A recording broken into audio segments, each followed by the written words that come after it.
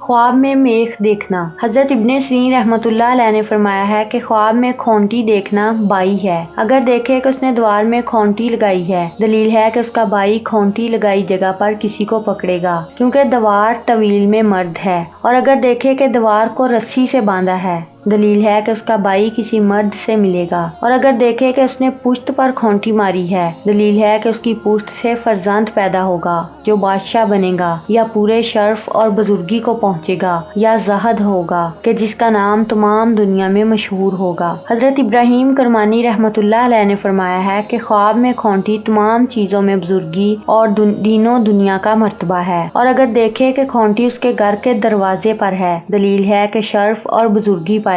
और अगर अपने घर से खोंटी उखाड़ कर बाहर फेंकी है तो उसकी तवील अव्वल के खिलाफ है। और अगर देखे कि उसके पास लकड़ी या लोहे या चांदी या तांबे या हड्डी की खोंटी है, दलील दो किस्म की है, एक ये कि औरत करेगा, दूसरे ये कि किसी को दोस्त बनाएगा। और अगर देखे कि उसने स्तून या लकड़ी में मेख लगाई है, दलील है कि मुवाफक शख्स से दोस्ती करेगा। और अगर दरख्त पर मेख लगाई है और करार पाई है और एहतियात किया है कि कैसे दुरुस्त लगी है, उसकी तवील दरख्त से दोस्ती या निकाह या बख्शिश या मुलाकात है। हजरत जाबर मगरबी रहमतुल्लाह अलैह ने फरमाया है, अगर मेख बर्त की या तांबे की है, उसकी तवील नेक है। और अगर लोहे या हड्डी की है तो नेकी और कुव्वत पर दलील है। और अगर देखे कि उसके हाथ में लोहे की मेख है तो दलील है कि उसके यहाँ फर्जंद पैदा होगा जो बादशाही के काबिल होगा। और अगर फर्जंद नहीं है तो दलील है कि हक ताला उसको इल्म और दानिश अता करेगा। और अगर अहले इल्म से नहीं है, दलील है कि अहले इल्म से प्यार करेगा। और अगर देखे कि उसने सोने या चांदी की मेख जमीन में ठोंकी है, दलील है कि अपनी कमाई से दौलतमंद होगा।